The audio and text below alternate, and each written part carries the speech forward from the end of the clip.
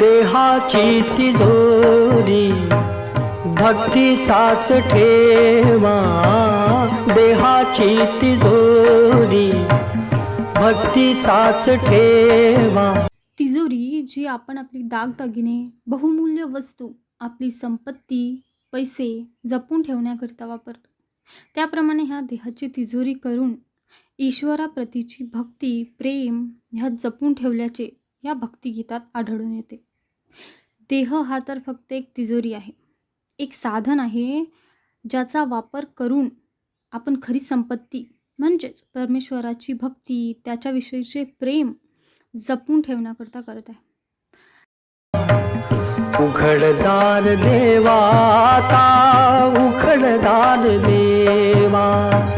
देवा लवकर दार उघड आणि मला तुझ्यात सामावून घे, तुझे दर्शन घडव. ईश्वर हा एक अथांग महासागरासारखा आहे. जसे नदी, नाले, पावसाचे पाणी समुद्रात मिसळून एकरूप होतात, त्यांना त्यांची अशी काहीच ओळख राहत नाही, त्याचप्रमाणे आपला आत्मा त्या परमात्म्यात स्थित झाला म्हणजे आपले असे काही उरतच नाही. जे काही आहे ते फक्त परमात्माच.